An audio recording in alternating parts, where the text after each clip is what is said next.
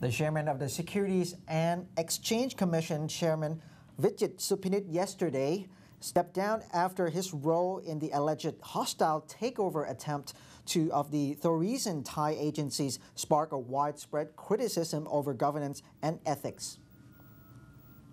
Jarampon Chotikasathian, president of the Stock Exchange of Thailand, admitted that the TTA affair had attracted huge attention from foreign media such as the Wall Street Journal, but said it remained to be seen how foreign investors would react to it. He said that a way to gauge a foreign stock investor confidence was through the foreign media. This kind of case is rare in Thailand, unlike share manipulation, which could happen in any market. And he said this serves as a reminder to all. The SEC needs to ensure that this will never happen again, especially since it will keep a regulatory role even after the bourse demutualization, Jarampon said. Finance Minister Gon Jatikawanit expressed surprise that the SEC chairman could behave in such a way that he tarnished both his own reputation and that of his organization. Dusit Thani is in the process of taking over a five-star resort in Maldives in a deal worth $77 million. The company's board of directors approved investment in principle on Wednesday. Subsidiary Dusit Thani Properties will conduct the acquisition. The board also approved a non-refundable deposit payment of $500,000 for the exclusive rights to the appraisal of Ba Atoll, the resort on Mudew Island. Ba Atoll occupies about 186,000 square meters with 100 villas, one spa building, and 3 restaurants and bars. In the filing to the stock exchange, Dusit Thani said that the resort was about 80% complete and it would pay $60 million for leasehold rights for 33 years to 2044. The company expects completing the hotel and covering pre-opening expenses to cost another $17 million. The company said that it was looking for a co-investor, but the Dusit Thani Properties would hold at least 50%. The company has carefully considered the growth and profitability of this project based upon the high potential for tourism of the Maldives, which has been growing stronger continuously, it said in a statement. Joining our program today is the Director of Capital Market Research of MBMG International, Kun Tony Lohit Nawi. Welcome to the program, Kun Tony. Yes, hi.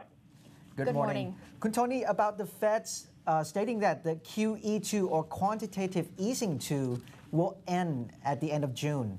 Do you think there will be an extension to QE3 or will it stop right here? I believe there has to be an extension because a few reasons. The job market is still in a terrible state. Okay. We have unemployment in the US at still over 9%, right. 9% or thereabouts. That is way too high, especially we're coming into a presidential election. It's just been noted that in history, no president has won where it's been over 7.2. So if Obama's going to stay on as a president, he's going to have to break that trend, which I don't see happening.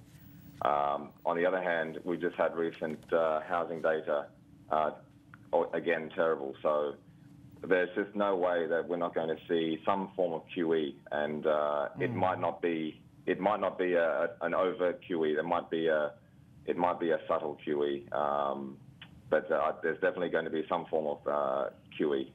Okay, so there will be more money pumping in from US.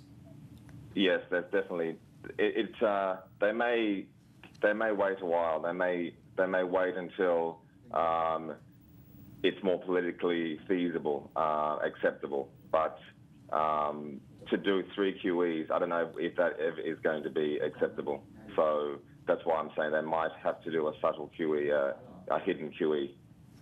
What will happen to the financial markets if the Federal Reserve no longer pumps liquidity into the financial system?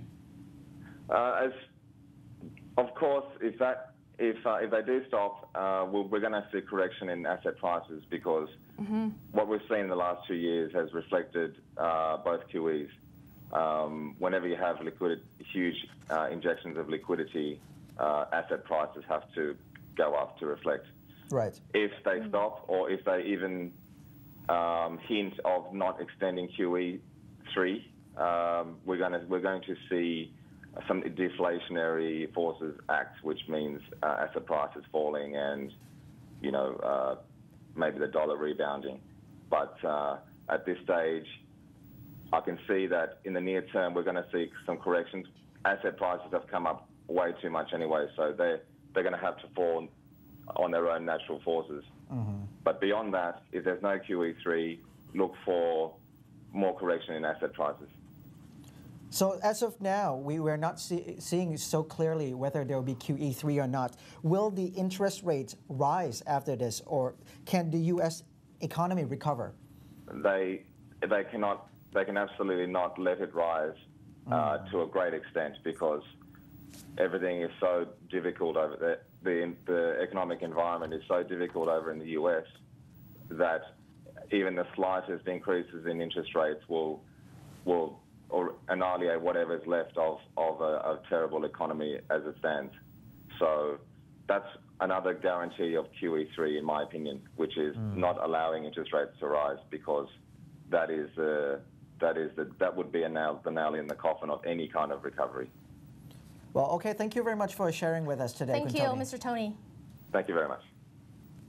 Coming up next, with my 2 hands and 2 feet, I can do absolutely anything to achieve my goal and follow my dreams. But what will you do when you have no limbs at all? After the break.